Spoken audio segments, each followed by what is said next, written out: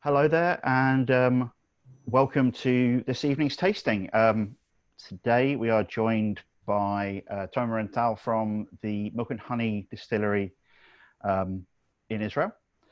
And I'm Billy Abbott, I'm the Whisky Exchange's ambassador, and this is continuing our series of Thursday night virtual tastings, gathering people in from around the world to try some whiskies from all over the world. We're at the moment celebrating World Whiskey Day at the end of this week, and so for the whole of this month we're looking at whiskies from around the world in places you wouldn't necessarily expect to find them. Lots of great whiskies. We have some whiskies here. If you have any questions over up on Facebook, please post them in the comments. One of my colleagues will wave at me and I'll be able to ask them of the guys. If you're in the Zoom room, please ask questions as well. Please, we're just all about trying to have as much of an interactive sort of tasting as we can, despite the fact we're all in different places. So anyway, start things off. As I said, we're here with the guys from Milk and Honey. I'll hand you guys over. Tomer and Tal, say hello and tell us who you are and a little bit about the distillery. Hello, everyone. So I'm Tomer Goren. I'm the head distiller at Milk and Honey, M&H. And I'm happy to be here with you to answer questions and to tell you a little bit about our whiskeys. My name is Tal Chotiner. I'm doing most of my job is doing the export, the international sales for the distillery. But because we are a small distillery and a craft distillery, everyone is doing everything. So my job is to make problems for Tomer and just giving all kinds of crazy challenges, like thinking about new casks or new ideas, and actually bugging him most of the day because I can't fly the last couple of months. So yeah, and make martinis. Cheers. Excellent. Keeping things right. It's martini night. That's what you want. So, first things first. So, a quick question for you. So, you tell us about the beginning of the distillery, when you first started, and how things began, and that side of things. The early days of the distillery up to now. How has it changed, and how did it begin? Sorry, I couldn't hear it. Sorry. How did the distillery start, and how have things changed over the last few years that you've, the distillery started and is now working in full production? So we started in 2012 by planning, but the first distillation started at the beginning of 2014, and we released some young single malts series that was not whiskey. We will taste one of them tonight. And right now, we just released the classic whiskey, which is the entry level, the first commercial whiskey in our portfolio. But we will taste also the next release. I think that if you look at the idea of opening a distillery in Tel Aviv, it was something that no one actually thought it could be possible, but it's a group of people, a group of friends that opened a distillery. One of them is the owner and the founder, Tal Chotiner. They all came from the high-tech industry, and they just wanted to be the pioneers. Now, Israel is two things, among others, but two things. We're impatient, and the other thing is, if you tell us we cannot do anything or something, we will do it. And open a distillery in Tel Aviv was one of them, because just think about it, you have to wait for 3 years or more to get your first product. But so then we started. So we had few experimental distillations that actually Tomer had it in his home with Dr. Jim Swan, and he's going to tell you about Jim Swan later on. And then we developed and sold some new make and young single malts, and of course now the launching of the classic, and the one we actually launching these days is the sherry element. Excellent. So and the gin, sorry. And the gin, of course, as well. So, shall we move on to our first drink of the night? Shall we try some of the new make? Excellent. So, the first thing we'll be trying is, you can see that? Tiny bottle, long distance away from my camera. So this is the Milk and Honey new make. So, do you guys want to hold up the bottle so we can see what it looks like? If you've got a real one, or if it's just a bottle off the still. There we go. Bottle of new make. So, When it comes to your new make, what sort of style of spirit are you trying to create? Actually, I don't know what style we wanted to create, but I think we got some Speyside style, unpeated, very fruity and florally, and we wanted it to be really gentle and well drinkable. Excellent. So at the beginning, we started planning everything with Dr. Jim Swan, that worked with us from day one till he passed away. And he helped us plan all the distillery in, actually mainly in terms of hot climate whiskey production, because Israel is really hot climate country. Actually, today it reached more than 30 degrees. We just started the summer. And there are a few things that you have to make sure when you are producing new make for hot climate maturation. So one of them is a really high cut. We cut from 80% alcohol to 70%. Most of the distilleries cut much lower than it. And that's it. We use unpeated barley, so it's totally unpeated. And it comes off from the still at 73 degrees. And we diluted here at the bottle, we diluted it to 50% alcohol. You might have a 40% one, I'm not sure. Yeah, we have a 40% one in our set. So 40% has had some problem with sediments inside the bottle because of the oils in cold countries. So we changed it to 50, but 40% is also really good. Excellent. So does anybody wanted to dive in and sort of have a bit of a nose and taste? So it smells like new make, which is obvious. You know, it's new spirit, but it's got lots going on in there for a new spirit as well. It's not shy, even at 40%. So for me, it's got lots of fruit. You're saying about you're trying to get that Speyside fruity sort of style of spirit, but it's definitely got lots of that orchard sort of apple, sort of sharp appley flavors to it as well.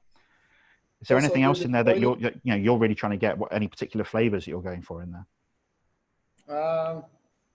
Actually, not really particular flavor. We just try to produce really drinkable and I think it's you have like a full-bodied, very, very, very young spirit, and there's a little bit of pastry notes, of course, because of the barley and fruitiness that really helps us with the fast maturation. Because just think about what we achieve in like 5 months or six months. It's a lot.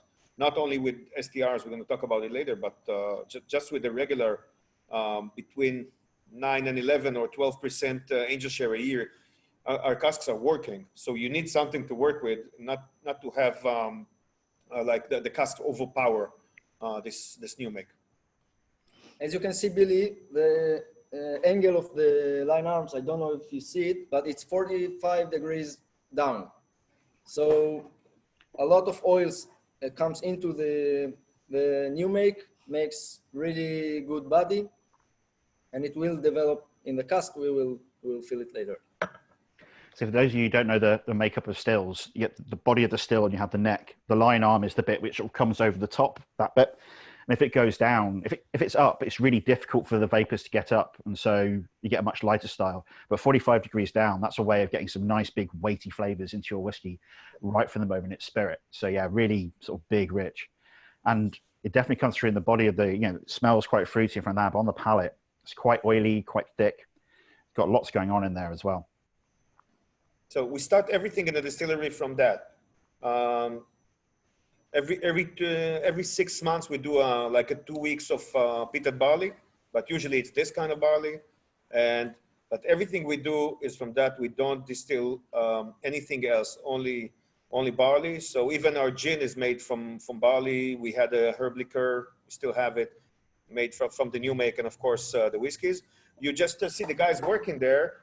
We just got back to distill malt like 2 days ago.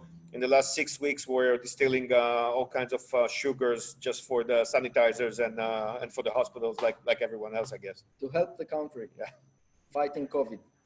Excellent, good work. And we're doing the same thing. We're staying at home, drinking whiskey, and watching everybody on the internet. So all good.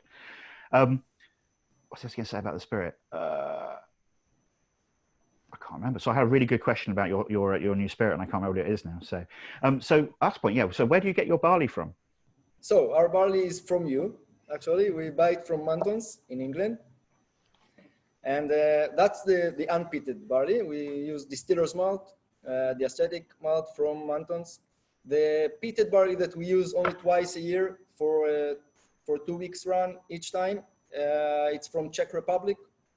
I really like the flavor of the peat that they use, so we buy from them. Excellent. So I say, just for the new make itself, though, there's a lot going on here already. It's one of those ones where you can definitely, you can see that it's going to change over time. We can sort of move on and see what those changes are. So to jump quite quickly onto a second thing, shall we try the young single malt? Yep. Yes. Yep. So you can see how it develops. So the young single malt that you have is this one. This is the bottle. Excellent. So actually, only UK got it with young, big word of young, and then single malt aged spirit. All the rest of the world got it in young single malt.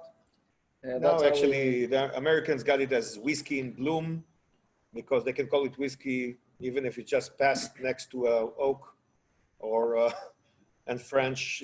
I don't know. The French they invented a whole new category. Yeah, but so this is the young single malt.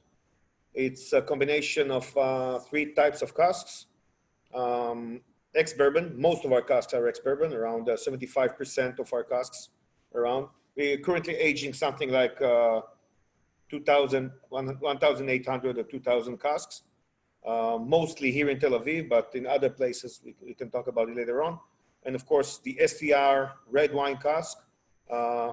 Dr. Jim Swan's developed, and this one has a little bit of ex-Isla casks, a little bit of peatiness. All come from the cask.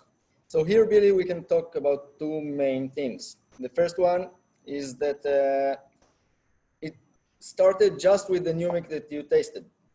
The peat here comes from the cask and not from the barley. And the second one is the hot climate, and this product is only 1 year long. So you can see the fast, really quick maturation that we have. It is young, but I can tell you that when we asked almost all people in exhibitions in the whiskey show how old they think it is, they guessed much more than 1 year. I think that in the first whiskey show, like 2 years ago, a year and a half ago, we had a kind of a product like that, which was only 5 months old, and we like to play a game. We just ask people, how old do you think it is? And they say, I don't know, it's a young one. You know, we know you're a youngest distillery. I don't know, 8 years, 5 years, and then we came up with 5 months. And this was just to summarize for us the whole show in one sentence. Really, only 5 months. Only 5 months. Yeah, it was like that. But it's so we told them, you know, we are 10 years old, both of us. We just age faster here in the Middle East. So how much faster? Because again, things don't age faster. You know, they age at the same rate 1 year per year. But what things change faster in the Middle East than it does over in Scotland? What flavors come through quicker? What things change faster? So actually, all the development of the flavors is really much quicker. I don't like formulas, or I don't like to do the comparison. The comparison between cold countries or hottest country. It has some advantages, but there are a lot of disadvantages in maturing whiskey in hot climate. The first one, Tal already talked about this, is the really huge angel share that we got. In the distillery, we have 9 to 11% in average. Some casks lose even more. Other things are oxidation, but the oxidation takes longer sometimes than 3 years. So we have to wait more, but we lose whiskey in the meanwhile. So we must check the casks every few months. The one more thing is checking the cask is a really hard job here because the cask change really fast. So we must check the cask and not leave it for 1-2 years, and then we come back and see that it's a crap. Some casks can be almost over matured in 3 years, so it's crazy. And not talking only about the angel share, but some of the casks really influence color-wise in 3 weeks. We had like a nice port-style cask from one of the wineries up north in Israel. I guess 2-3 weeks, it looks like a nice rosé wine. And this is only talking about stuff we do here. Israel is 430 kilometers from top to bottom. It's a very small country. And this is just from north to south. It's much shorter if you talk about from the Jordan to the Mediterranean. And we have 5 climate zones in this area. Actually, in the winter, you can start with skiing in the north, and then 5 hours drive, you can scuba dive at the Red Sea. Tel Aviv is 0, Jerusalem is almost 700 meters above sea level, 45 minutes drive. And then another hour, you go down to the Dead Sea, which is the lowest place in the world, minus 428 meters below sea level. So we put around 30 casks there next to the Dead Sea in a roof of a hotel. If you talk about angel share, it's, we guess 25% angel share and stuff like that, which is crazy. That means that we cannot do a full maturation there. It's going to be empty bottles, empty casks. We thought about nice marketing idea of selling empty bottles with 100% angel share, Dead Sea edition. But I guess, I don't know what the taxation is going to be on that. Well, it's a nice way of making some money out of just selling some bottles. Yeah, it would work. So. Anyway, I've got a quick question for you. If you give me a moment, I'll just unmute Lorena and Dan, if I can find them again. So I just lost them. You guys want to ask your question? You are unmuted, so... Yeah, hello. Hi, guys. Hi. I was just wondering, you were saying about the difference in acceleration because it's a hotter climate and whatnot. Presumably, the room behind you is climate controlled anyway, or is it at a certain temperature? Because the distilleries that I've been to over here, they're like the cellars are quite cold where they're stored, where the casks are stored, and obviously the brewery rooms are quite cool as well. Is your temperatures in there quality control, like temperature controlled, or is it still quite warm and humid in where you're producing it? So the warehouses, the maturation of where we mature the casks is not temperature controlled. We do not do any manipulation on the temperatures or on the humidity in the warehouse. Actually, from day one, we decided to follow the Scotch rules in producing single malt casks, single malt whiskey, and that means that we are not allowed also to control the temperature in the warehouse. And wait for 3 years to call it whiskey, because there's no regulations in Israel. We can call it whiskey even if it's, I don't know, 2 days old, but we don't. We actually launched only the first whiskey now, until we reached 3 years, and but it's hot like hell there. It's just think about it. Even if it's outside, Tel Aviv is next to the beach. It's Mediterranean, so very humid. Summer can go. It's usually around 36, 37, and 80-90% humidity. So it's like walking in a soup. But at least there's a little bit of breeze. Then you go in there. You've got the fermentation tanks, you've got the stills, you've got the wash tank, the boilers there and everything, and of course the steam, and then you got the casks. So you go into the one of the warehouses, the cellars, they're even more hot and humid than outside. And just to be clear, you are now tasting the young single malt is not whiskey. We didn't write the word whiskey on the bottle. It is a young single malt. I think this one is 1 year or 10 months. 1 year. 1 year. This one is 1 year.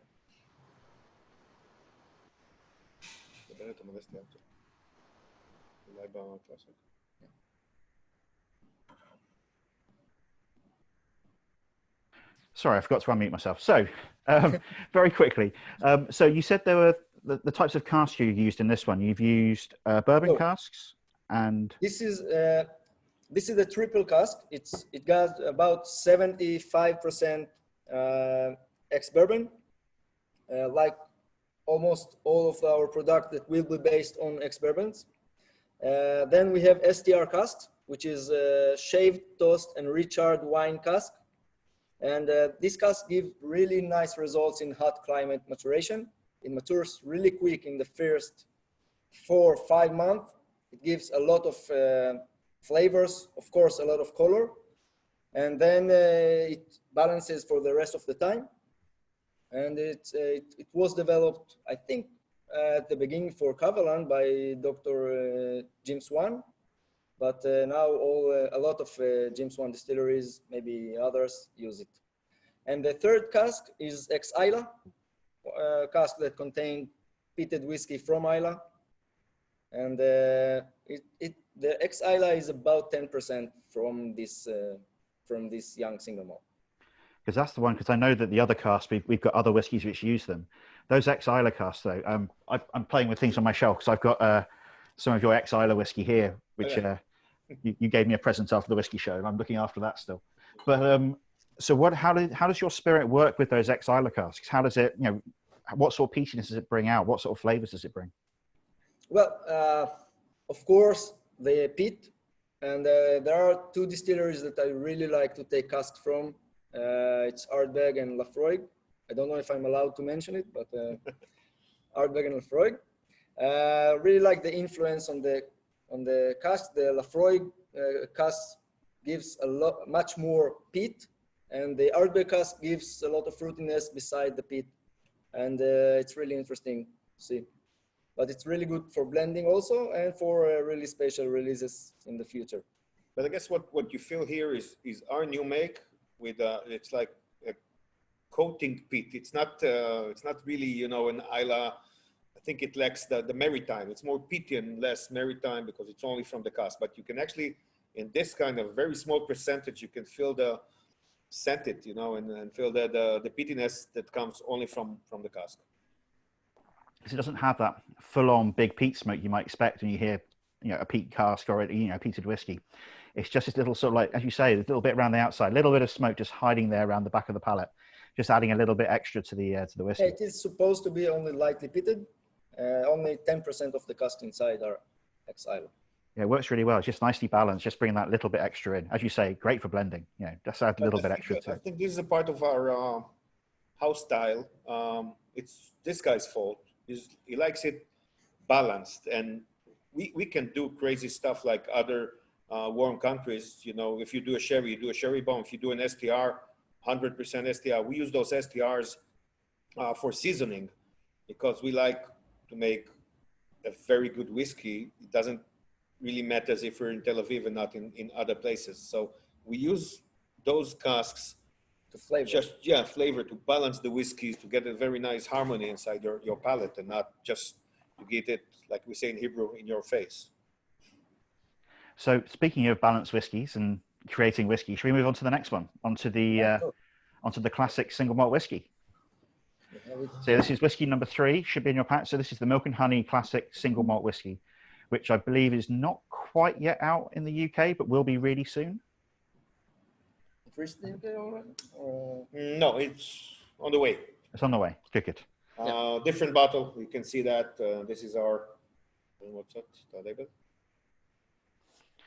It's a new bottle, really nice one. I really like the shape of the bottle, and it's our own mold. Yeah, we finally did our own mold, so we have a little bottle here.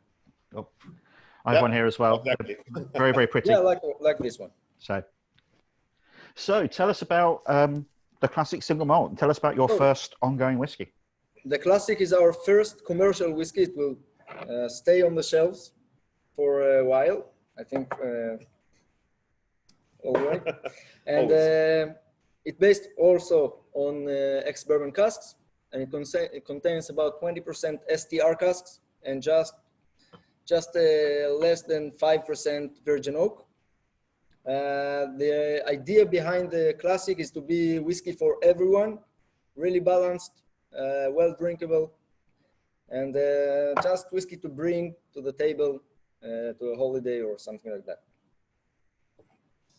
Excellent. Well, we're really lucky. We're some of the first people to try this in the UK, I think. I know you've had a few more tastings and it's gone around a few other places, but it's the first time I've had a chance to try it, which is the important bit for me. In the UK, yeah, you're the first. And excellent.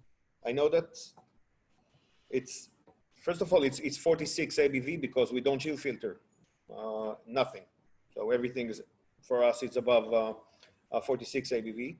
And because of our new make and because of the percentage, it has some full body. It takes a little bit of time to open. So we did some tastings in Holland.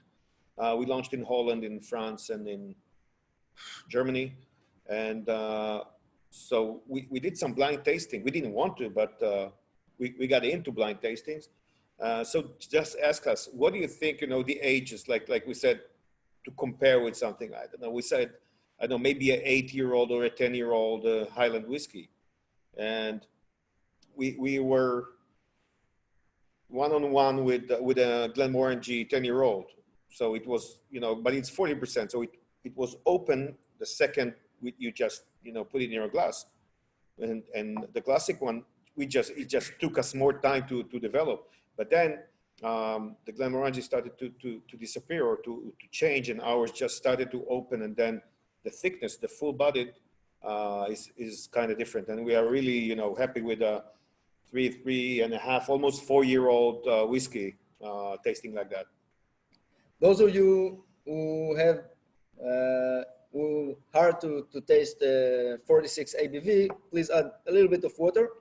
It opens it really nice. Or you can leave it inside the glass just for about 8-10 minutes, and it will open. And maybe some of you feel a little bit harsh from the alcohol at the beginning, but it will disappear and will be really nice, well-balanced whiskey. I definitely recommend not finishing this entire one. You've got a couple of drams in here, so don't go for all of it. Definitely come back to it and leave it in the glass for a bit. I've just added a bit of water, like you're saying, and that's already brought out loads of fruitiness, as well as it's got that buttery sort of fudgy, toffee, spicy sort of thing to start with.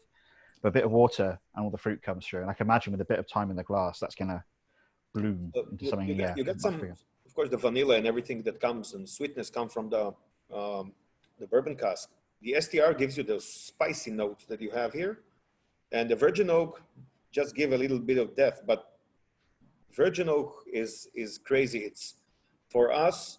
How much percent you have inside? Virgin oak, just less than 5%. Less than 5%. So because of the climate, virgin oak for us is like, just using it like that with a little bit of that.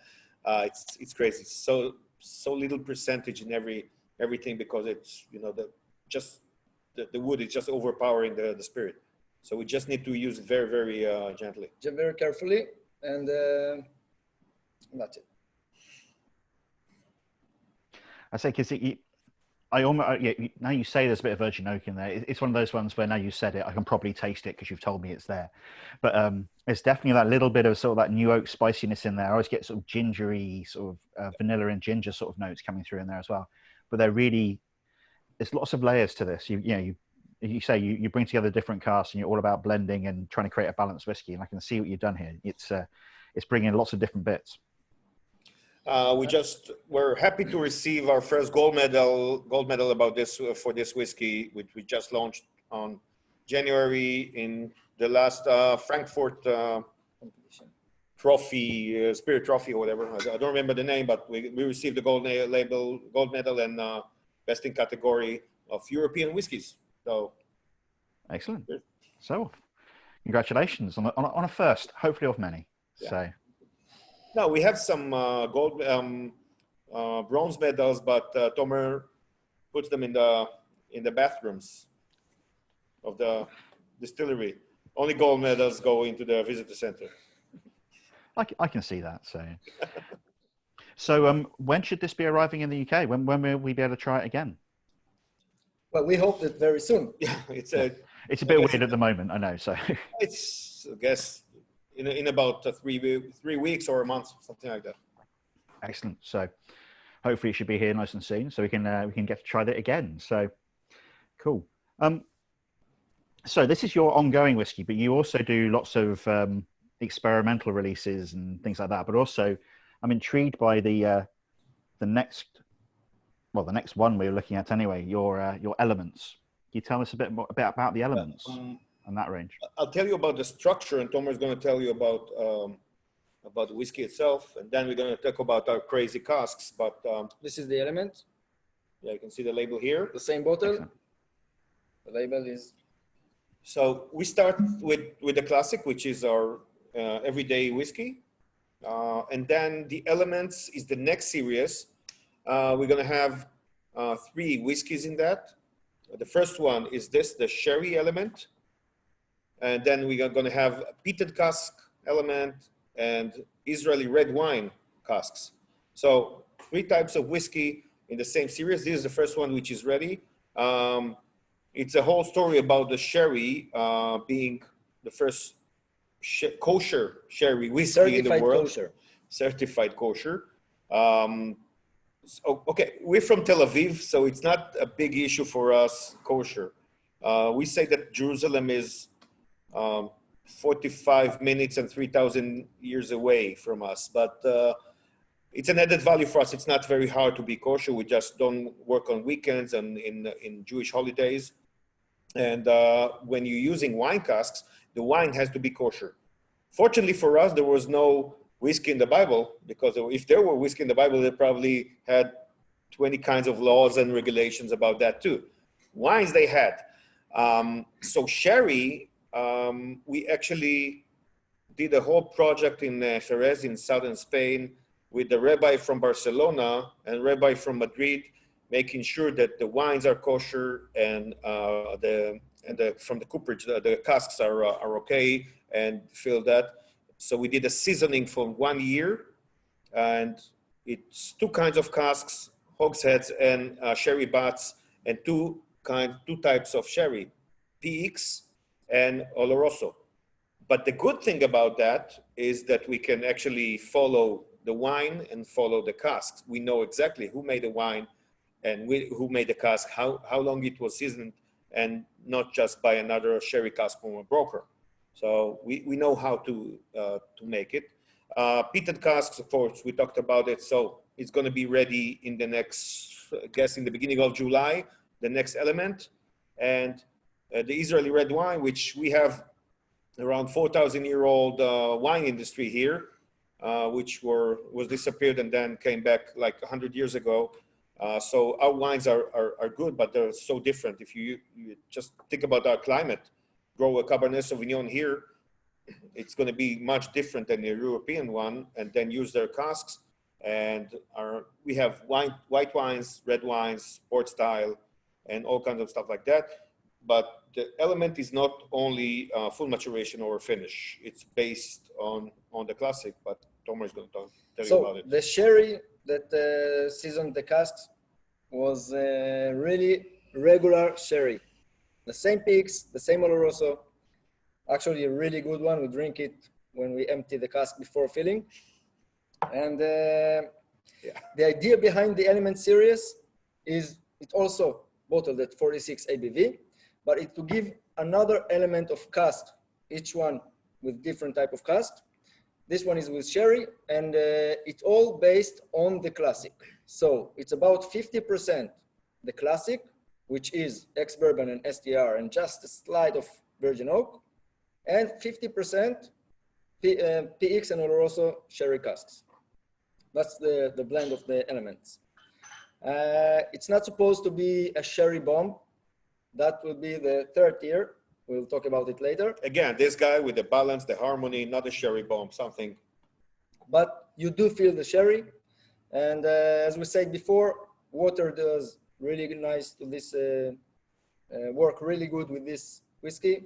Put just 3 drops and it opens really nice. I always, as a whiskey geek, I always prefer high ABV in my whiskeys, so you can decide how to drink it. So here also, you can just play with the water and have a journey inside the glass. As you were saying, it's definitely not, it's not a sherry bomb. There's definitely some sherry there, but it's going more for me down sort of chocolate raisins and chocolatey, sort of that sort of side of things, rather than that big over the top rich fruit and leather and all that side of things. It's definitely, I can see how it's based on the classic as well. It's moved on. We will also have some single cask sherry, some sherry bombs, some other expressions that will express the sherry much better than this one. But this is how I like sherry whiskeys, just well balanced and based on ex-bourbon. Definitely, I'd say it's taken the classic and it's adding these layers of fruit and, you know, chocolate, and it's a bit more heat in there as well. You know, I find, especially if you add a bit of water, this gets a little bit hotter and it has a bit more punch and zing to it. There is no peat inside, no peated cask or no peated barley. No, it's just that sort of richer sort of style, not even going to the smoke, but picking up those darker sort of chocolatey flavors, but without getting too heavily sherried. It's I really like the dark chocolate finish, mm-hmm. Combined with the red fruits. It's really nice. And actually, this is my favorite right now. But wait for the next elements. It's always, you know, whatever the next whiskey is always the best whiskey, you know. So I've got a comment from within the Zoom room from Nick, who said it's quite spicy. He has a little bit of matchstick on it, you know, that little bit of that sort of struck match sulfur on it as well. I get a tiny bit, but it's very, very controlled. But I'm not very good at smelling that. So the spiciness comes from the PX. A lot of times you get spiciness from PX cask. Beside the sweetness, and I think the combination makes it really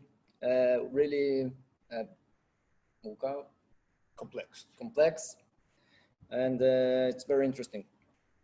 You can definitely say that the classic is a table whiskey to drink with your family, and the sherry elements is a whiskey to sit on when you are thinking or when you are. But it's a very, wow, we lost Billy. Yeah, I'm still here. There we go. I should be back again now. But it's a very, very drinkable whiskey. You know, it's 46 and very drinkable with water or without, or it's just us as, you know, two little alcoholics that can finish a bottle in half an hour. I think so. So by the end of this year, our portfolio will look like classic, 3 elements, and I think everybody can choose whatever they like. We will have whiskey for everyone, don't worry. And then, of course, we're going to reach the next things we're going to taste, and this is a part of our innovation. As you know, we are a high-tech nation, and we are just, there's no box in Israel. You don't need to think about outside the box because everyone is thinking like that. And I think that from time to time, you're going to see our crazy. This is the good thing about being a craft distillery. I'm just, you know, I have an idea. I'm calling Tomer. Yeah, let's go for it. And we're trying all kinds of very crazy casks. And we're going to see it in like every other quarter. We're going to have the third tier in our portfolio is going to be single cask and small batches of cask strength of really crazy stuff. Yeah, sometimes we decide not to bottle, or some casks not get to be bottled. But I think it's really nice to test and to try everything, to experience. That's how you find really interesting stuff, and it's good for everyone. Excellent. I say already, just from, you know, the young whiskey to the mature whiskey to the you know, just from those 3, you can already see a range and see where things could go in different directions. But thinking of that, sorry. We are using a lot of cask types. So you can see here, ex-bourbon, which is the most of the cask, about 75 to 80% from our cask varieties are ex-bourbon. Then we have Israeli red wine, we have sherry cask, we have ex-Isla, we have rum casks, we have kosher cognac, which I think we are the first to have kosher cognac. From La Rochelle, from Godet, if you know Distillery Godet, the cognac house, which they're very good, family-owned one, and we just started to work with those 400 liters because it's different kind of oak. It's very dense. So we really like to experiment all type of casks you just imagine. Excellent. IPA casks, double stouts, biblical time grape variety wine cask or whatever you can say. Dead Sea, Jerusalem Mountains, Sea of Galilee. We can play. It's like an amusement park for distillers. And this is a preview talk to the next two casks. Yeah, I would say the next, well, the last one I know a little bit about, but the next one I don't know anything at all about. So I'm really intrigued by the white wine casks. So should we move on to that one? Yeah. Yeah, excellent. So if you're drinking along with us at home, this is now onto the Milk and Honey white wine cask. So this isn't released yet, is it? This is a sample. Yeah. Yes. This is a cask sample, but we chose to cask this sample because the third tier, the cask strength above the elements, we will have a third tier with cask strength, single casks, and everything for whiskey lovers or for whiskey geeks, and to do some really interesting stuff. So the first one will be white wine cask, a Chardonnay cask. I want to show you something before we taste it. We had a Whiskey Live Tel Aviv, which was canceled, of course, because of the COVID. So we did a Staying Alive Tel Aviv. Just 100 bottles of Israeli red wine cask. That was, I think, sold in 2 hours, but it was we just wanted to do something with those bottles, and we still hope that we're going to have this Whiskey Live in September, I think. I've been trying to come over to Whisky Live Tel Aviv since you started, and one day I'll make it over. Maybe not this year, but it's an outdoors one. It's great. This year in September, you're welcome. I don't think I'll be allowed to leave the country by then. But if I am allowed, one day I'll come over and see. In September, we will be in the UK. In so. October. Whiskey Show. Whiskey Show is October. Whiskey Show, yeah. Well, hopefully we'll see you there as well. We'll have more news about the Whiskey Show down the line. We're still working on it, but we'll let you know what's happening with that soon enough. So. Well, this cask sample is bottled at 55 ABV, and it's a cask sample, so you should expect a high ABV. It's a white wine Chardonnay from, I think, one of the best wineries, in Israel. Boutique winery, making, I don't know, 200,000 bottles, but the Chardonnay is from the mountains of Jerusalem, which is a great terroir for grapes, and it's an old style like a Chablis, but with a lot of oak, with a bétonnage, and it goes on the lees and everything. So it leaves a lot in the cask, and it gives us a very nice addition to this whiskey. So this one will be the first bottling for the third tier of Milk and Honey bottles. And it's 2 years and 11 months. It's not whiskey yet, but in about 3 or 4 months, I think we'll bottle it whenever I decide it's ready. And I hope you like it, but it's something else. I think it's not the usual whiskey. Some people doesn't like it, some people like it, but I think it's really interesting, and it shows a little bit of the cask influence, of the playing with cask, of the experimental things that we are doing. It's because of our climate, you have to be, the fast climate combines with the wood management is the most important thing here. And if you get this, you got so many, like, yellow fruits and white flowers. And well, I got a comment on the Zoom chat just saying it's very zingy, and it does have that sort of almost lemon zesty sort of edge. Yeah. Also got a question from Max. Chamomile. Oh, sorry, what was that? I said some chamomile you have, and some jasmine, and of course the zestiness. But the zestiness, if you put some water in, because it's 55 ABV, so it kicks you. So it has some of that sort of meadowy character that you get from the old-fashioned lowland whiskies. It has that sharpness, but it has, you say, that sort of chamomile flowers and sort of grassy sort of character. We've got a question from Max in the Zoom chat, and he says, do you get all of your wine casks from one winery, or do you go out to lots of different places?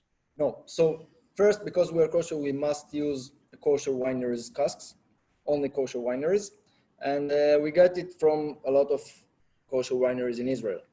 And different kind of grape varieties, different kind of wines, different kind of terroirs and climate zones, and from white wines to regular Cabernet and Merlots and Carignan and Grenache and port style wines, and even Touriga Nacional that grows in Israel and stuff like that. Just got another comment as well, say comparing to the Glen Murray Chardonnay. There's not very many white wine whiskies out there, regular ones, and Glen Murray's one is one of the most common ones. The comment was, it's much more obvious. Finish in Chardonnay, I think. They've done some full Chardonnay as well, and they've gone a very different direction to this. And the comment was that this is a very obviously a white wine, rather than their one, which goes down almost like sponge cake and that side of things. It becomes very cakey. This is very, very zingy white wine sort of character. Any idea why it's gone that way rather than the way other white wines do? Or I think we're using better wines, better wineries than that. You have to taste the wine. It's a wine that, you know, an oaky Chardonnay, but full of body, and of course it's surly. So they use the lees inside, and it's a very nice, very good, very, very good wine. But I think probably the new make with that, so the combination goes to that. Give me a second. I've got another question from in the room. Give me a moment. I'm going to unmute Loris. There you go. If you want to ask your question. Yeah. Hi guys, greetings from Latvia, Riga. Actually, our question is this your cask strength? Yeah, 55% is due to the high angel share, right? So here we diluted it to 55. Actually, most of the casks are 60 plus. After 3 years, and sometimes it gets higher, sometimes it gets lower. It depends in which warehouse it matures. So we fill it at 64.5, and then usually in the summer, which is so humid here.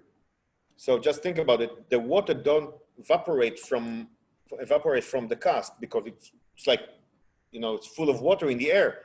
But the alcohol goes out, so the ABV goes down.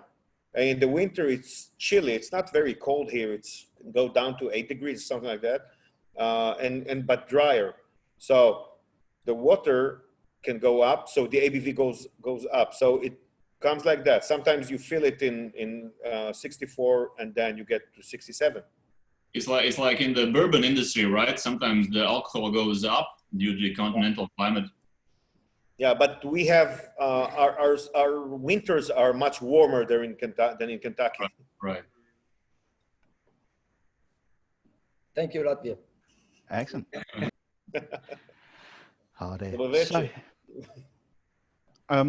So apart from these white wine ones, what other casks are you thinking of moving on to doing? Do you have any other white wine casks coming through, or you're saying about you doing red wine as well? Actually, right now we have only Chardonnay white wine casks. We have, yeah. Can you tell about Moravian? It's a very, very interesting study. Of course, we had wines here since, I don't know, before King David's time. And then we had the Ottoman Empire, occupation here before your Brits kicked them out, before we kicked you out. I'm just kidding. But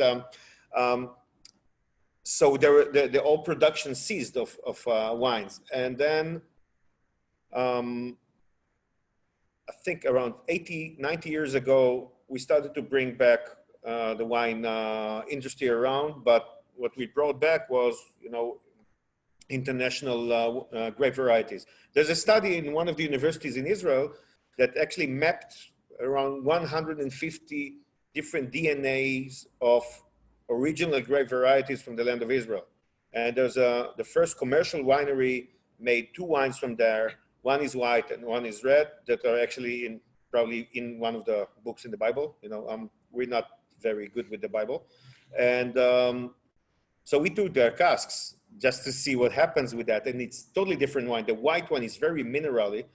And if you talked about the match, we'd call it flint. It's like the flint with, and it's like that. So the white wine is going to be crazy, much lighter than a Chardonnay, and much more flinty, and maybe some kind of minerality with the choky, and the red wine is more something between a Pinot Noir and maybe, I don't know, another very light red wine, which we don't have light red wines here. Because if you take a Cabernet Sauvignon in this climate, it's going to be hard and thick. And so we are experimenting with that, first of all, for, experiment. And then marketing wise, it's great because of the history around those wines.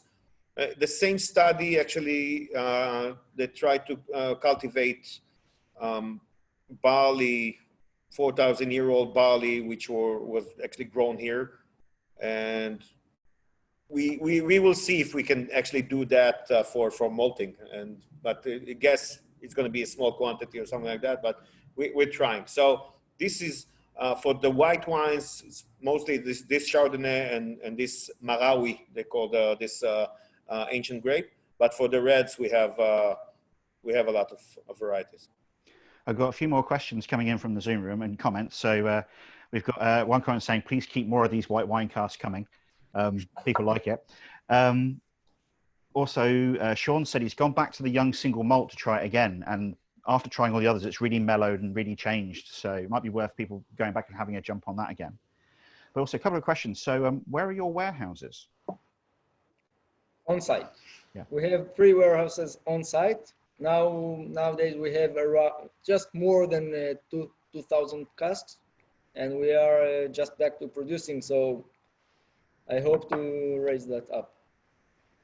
Excellent. So most of them are here. We have some experiments in the Upper Galilee, few casks there, Jerusalem Mountains, and of course the Dead Sea. But we'll talk about the Dead Sea in the last. Last one is from the Dead Sea. Yeah.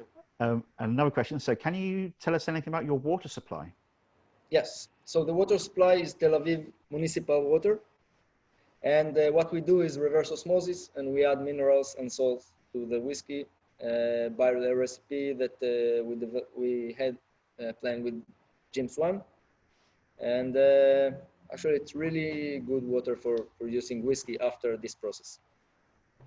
Excellent. I've got another question from the room. So is Dan back at it? Yeah, Dan is back. So if you, I don't know if you can hear me. Oh, yeah, sorry. He's looking at the screen again. So if I unmute you, if you want to, sorry, I've lost him again. Give me a moment. Where is he? Here we go. Oh, good. Question? Good. Oh, good. Yeah. So you've gone for the different casts and whatnot. What you've achieved in such short time with all the different flavors and everything is quite impressive. Is there any talk about making like your own sort of bourbons? You've got like the Jack Daniel's whiskeys, the honeys and the Jim Beam's Red Stag and whatnot, the Black Cherry and whatnot. Is there any talk in the pipeline that you can try and make your own sort of brand or go along that avenue of bourbons and other more the, sort of the liqueur type things? The honey, Sure. the honeys and the cherries and things. Sure. Like that. Yeah. So you guys already do that, don't you? So we are experimenting with different types of cereals. Is that? Well, I think it's more the liqueur side of things. You already make your herbal liqueur, don't you? Yeah, we made herbal liqueur, the roots. Oh. And it's right there. There you go. Always got a bottle on hand. But talking about whiskey, we are producing only single malt. We're dealing only with barley, although we have some experimental casks. But we also produce great gin based on Israeli herbs. Of course, juniper berries, but 7 other Israeli herbs and spices. And we have also a version of oak-aged gin. And now a distillery exclusive, we have a peated cask gin. That's a really interesting one. But you're welcome to visit us after the corona will pass out. And, I think that to make honey kind whiskey or honey flavored whiskey, it's a privilege of very big brands. We want to do a good whiskey to people recognize our ability.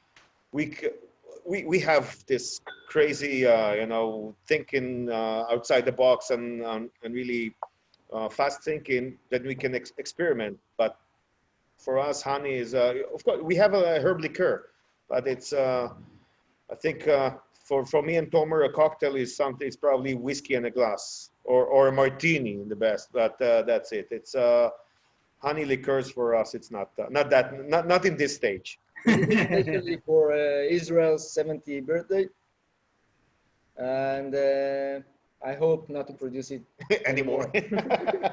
They don't like, the guys from the production line, they don't like to make liqueurs because it's sticky. We are sweetening it with honey, so it's really sticky. But the biggest problem for me is that it's based on our gin. All of our products are based on our 100% single malt new make, and it takes new make from the whiskey. So if we produce more than it, we will have less whiskey. But I need to sell it, so I need to sell something too. And yeah, we just had amazing success in Germany. We're in supermarkets with the gin, and in Lufthansa lounge, Senator lounges with our Levantine gin. So they need to do it. So.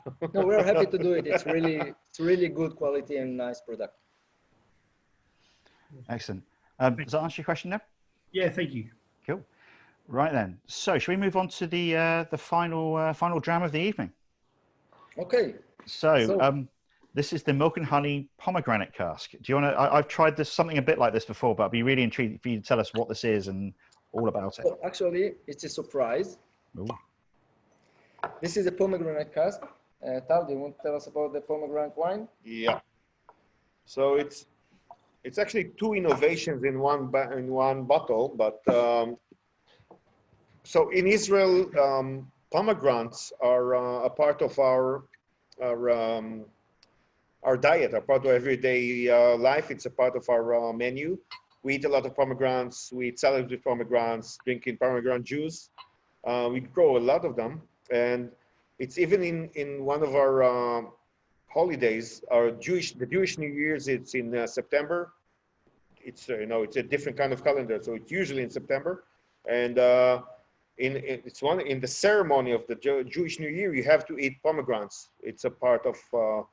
I think the blessing is that you're going to have a good deeds next year as the many grains you have, and there is a winery in the northern part of Israel, in the Upper Galilee, which is around. Something like 900 meters above sea level. Beautiful place.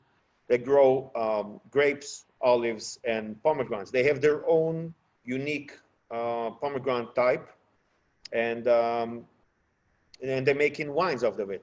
Same method that you make wine from grapes. They make it from pomegranates. They're using it to make rosé wines. They use it to make dry red wines, and of course port style fortified sweet wines. And it's crazy. It's the only place in the world that you make wines like that. And I know that they're making something like 1 million bottles a year, so they're selling it. I think that the domestic market is not that big, but they're selling it because it's healthy. It's very high in antioxidants, so they're selling it, and export market is good for them. And we had a connection with them because they're good friends, and we using their casks, and it's crazy. When I came here, I told Tomer, in one of these mornings, had a great idea. Let's go for that, and everything fell into place because this is an Israeli DNA. It's a Jewish DNA. It's a part of our culture. It's a part of our country. The only thing we didn't know if it's going to be tasty or shit, and it's amazing. I think it is one of the times that Tal disturbed me. Yeah, this is the bugging him part of the thing. And I think that the first cask we ever sold out of Israel was for the boutique whiskey company, the young spirit, or they call it the boutique malt company, because it's not a whiskey. It was one of those. And just for us was just the invoice from Israel to the UK, Israel for Scotland or something like that, was crazy. This one is even more crazy because it was aged at the Dead Sea. So I don't know if it's on your label, but this is only 1 year and 6 months old, 1.5 years. Again, 55% alcohol. 55% alcohol, and it is a pomegranate cask. And it was aged at the lowest place on earth, at the Dead Sea. It is an experimental product now, but at the Dead Sea, now imagine a place really hot. It can reach 50 degrees about half of the year, and the differences of temperature between day and night are really high.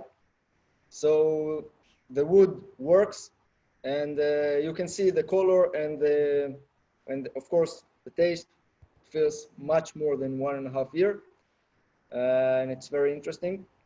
Actually, when you go down there with your car, I told you Jerusalem is 700 meters high, and then 1 hour you're in the minus 428 meters below sea level. So you actually have to chew a gum. It's like landing in a plane. Your ears pop, and it's so hot. It's very, very dry. It's not supposed to be a desert. It's not in a part of the desert belt of the world, but because it broke, it's the Grand Rift Valley, so nothing gets there. Clouds get empty there, so there's nothing there. It's a desert, and of course, you know, the water is very oily and very salty, and you can never drown there. You just float.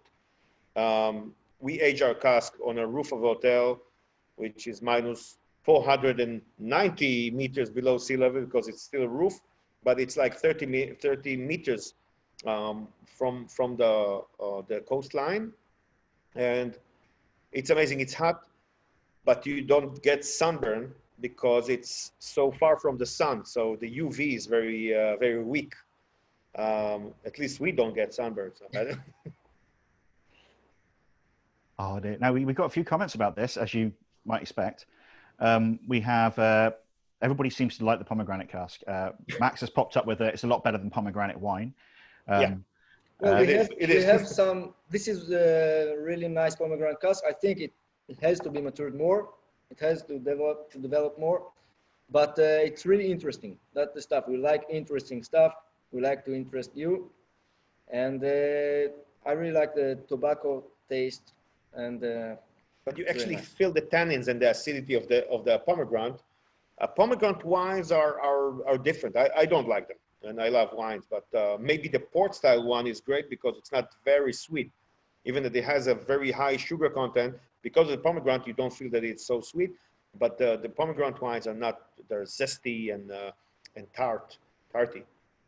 But this one, you can actually feel where it came from, but I think it does amazing to the spirit.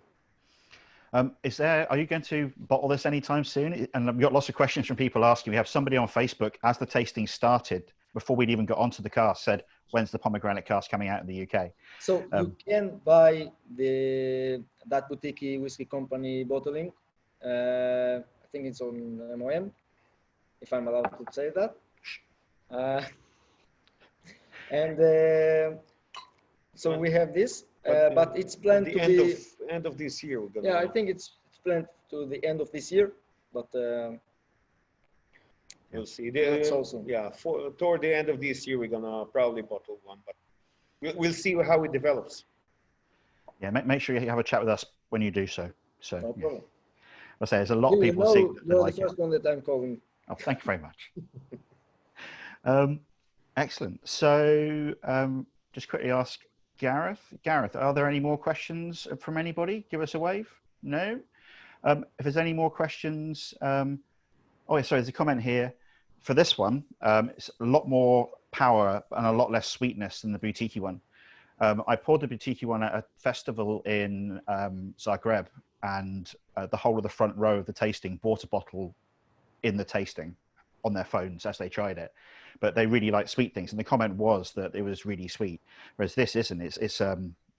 It reminds me almost more of some of those white wine casks mixed with some of the red wine casks. It's a bit of a... Billy, you are good, because that boutique one was a fortified pomegranate wine, and this one is dry pomegranate wine. So good for you. And excellent. Of course, my palate's still working. And because it's from the Dead Sea, everything matured much faster. So this one is only supposed to be around 2-3 months older than the one that we bottled for the boutique, but it's much older. Yeah. The feeling is much older, and the oak and this kind of wine is different. I like this one. Well, it has a lot of similarities in flavors, but at the end you can feel if it was a fortified cask or a dry wine. So yeah, good. This is definitely reminding me much more of a dry wine cask. So no, that's fantastic. So, but anyway, we should probably wrap up. We are an hour and a bit in. So thank you very much, guys, for telling us all about your whiskies. We look forward, all the comments who are popping up from the Zoom room are just saying, please keep breaking the rules. Please keep doing interesting things. Please come up with ideas and make sure you go and tell Tomer all the ideas and make sure you do them. It's really interesting stuff. And I've been a big fan since you guys started. I have my bottle of my Founders edition here from when you deserve it. When I bought some bottles of whiskey off you years ago. before you had, when you just had a distillery but no spirit. I've been keeping an eye for ages, and it's been great to see you grow and develop and make all this absolute craziness. So thank you very much. And guys, when the whole thing is going to be crazy time, is going to be over, come to Tel Aviv, come and visit us. It's a crazy city. You're going to love it. And I hope to see you all in the whiskey show in the beginning of October. Excellent. Cool. Thank you very much, guys. Cheers, guys. Thank you. Thank you. L'chaim. L'chaim. Oh, dear. Well, brilliant. Well, thanks a lot for watching along, everybody. Thanks a lot to the guys from Milk and Honey. We're continuing to do our virtual tastings. We'll keep on going for as long as we need to, just to make sure we get great whiskies and great other drinks out to you guys, so you can have a taste and join in and speak to the people who make it. So anyway, thanks a lot for watching along this evening. Yeah, thank you very much. Next week, we've got, we sold out for the whole of the rest of this month, unfortunately, but we're in the process of just about finalizing our tastings for June. We've got 4 great tastings lined up, and we'll be announcing those as soon as they're all finalized and confirmed. But until then, thank you very much for watching.